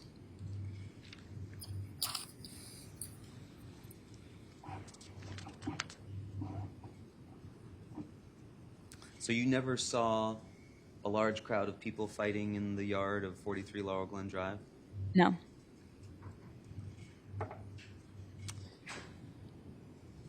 But while that's going on, and you can't see anything, but you can hear it, you're still on the curb waiting for your sister to come. Yes, at the other end of the street. Are you getting panicked at that point about when is she coming? Is she coming? No, I think I had her location, and I thought she was like a minute away, 2 minutes away. Oh, okay. You could see on your phone where her location was. Yeah, if I didn't have her location at that point, I had just asked her, texted her where she was. And she was also familiar with this area from the same way that you were because families had grown up and that sort of thing? Yes. And when she pulled up, you still could not see Mr. Snyder, Mr. De Silva, or Mr. Valle, right? I didn't see them like face to face, no. And you got into the car in the front passenger seat. Yes. Your sister drives or at that time drove a Volkswagen. Yes. And Mr. Frasick, Mr. Arfanis, they get into the back seat, right? Yes. You said Mr. Sinjwald, he was waiting to see if his girlfriend was going to come pick him up. Yep. So you guys are kind of sitting there waiting for that to resolve itself as far as Mr. Sinjwald's ride. Yes. When you see the pilot pull back up, is that right? Yes. And Mr. Valle got out and you said he came up to your window? I didn't, by the way, see the pilot drive up. Okay. I saw Lido somehow appear next to the passenger side window. Okay, so you didn't see the pilot. You just saw Mr. Valle appear there to the side. I think the pilot was in front of me. I didn't see it like come back towards me or anything like that. Okay. And he asked, Maddie, can I get a ride home? Yes. And then you said he got into the back seat, right? Yes. How quick was that interaction? Literally just, hey, can I have a ride home? And he got right back in the back seat. And then he was sitting in the back seat behind you. Yes. You were pissed off at him. Yes. Right? Mm-hmm. Had you ever been that angry in your life? I was pretty angry. I've been angry before. Okay, fair enough. You were at least so angry that you didn't want to talk to Mr. Valle. Is that fair? Yes. You didn't want to look at Mr. Valle. Is that fair? Yes. And so you didn't look at Mr. Valle. Correct. So you didn't have anything more than this quick interaction with him at the window in order to observe him at all. Is that fair? Yes. So you couldn't see whether or not he was injured. Correct. And on the ride, you said the music was up, playing loudly. Mm-hmm. Oh, to be young. And you're driving, music playing loudly, and there's no talking going on in the car. Is that right? Yes. You're not talking to Maddie at all in the front? No. But you don't hear anything that's being discussed in the seat behind you. Is that fair? Yes.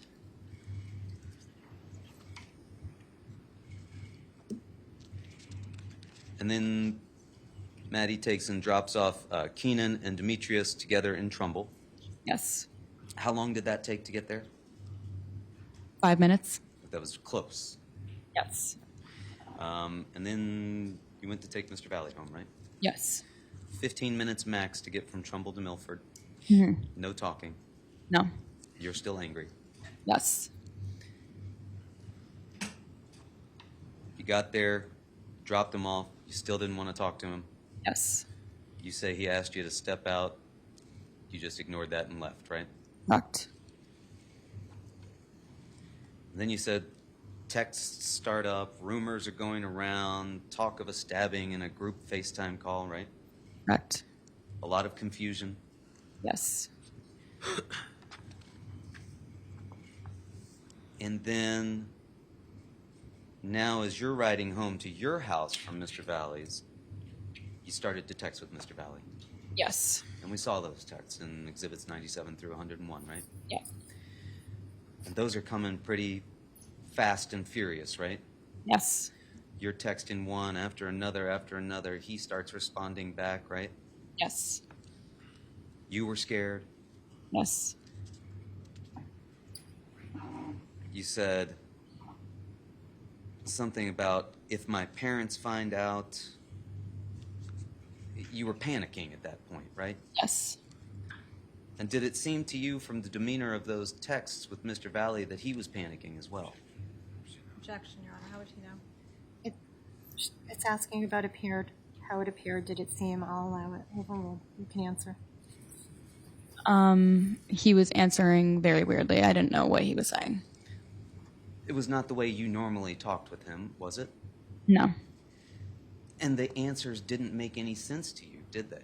No. You'd been there with him, right? Yes. And we talked before about whether or not you have a nickname. Do people sometimes call you Kins or Kinsey? Yes. And we see that in some of these, right? He's saying, please, Kins, right? Yes. And you're pleading with him to tell you what's going on, right? Yes. And this is all just on the ride back from dropping him off to your house, right? Yes. And that takes 15 minutes Yeah. at the most? Probably when I make a trip to Milford, I would say like 18 minutes. Okay. And so, but this didn't start immediately once you got into the car. You didn't start immediately texting with him, right? No, I had that group FaceTime call. I had received texts, and then that's when I had initiated the texting. So how long do you think it took for all of those texts to go back and forth? 10 minutes, maybe, max. Max, right? Mm-hmm. Because these are going back and forth, back and forth. You're peppering him with questions. He's giving you responses that don't make any sense to you. Yes. And that's not the way Mr. Valley normally would text with you, was it? No. And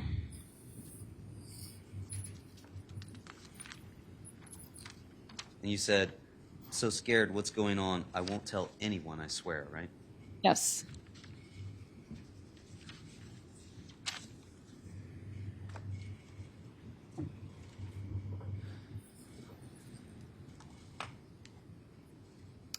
And you said that when you'd been together earlier in the day, he hadn't mentioned anything about going to Florida. No. Were you aware that there was a plan for the family to go to Florida? No. And you called him, you said, and he answered and talked to you for 2 minutes? Yes. And his demeanor when you were talking to him, did he seem panicked? He kept saying, nothing's going on, nothing's happening. Stop panicking, nothing's happening. Did that seem scared to you? That was very weird. I didn't know what was going on. Didn't make any sense to you, did it? No, it didn't.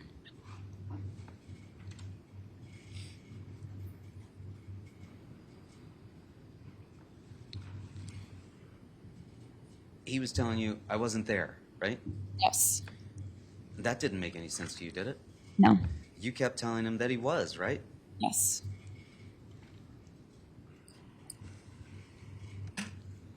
And that was the last time that you saw Mr. Valley? Yeah, that's the last time we saw each other.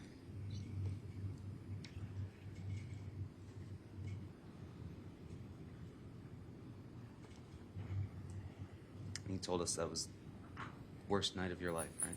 Yes.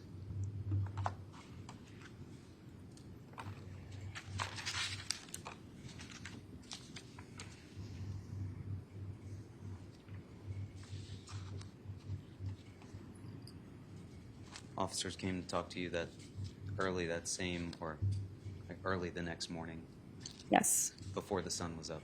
Yep.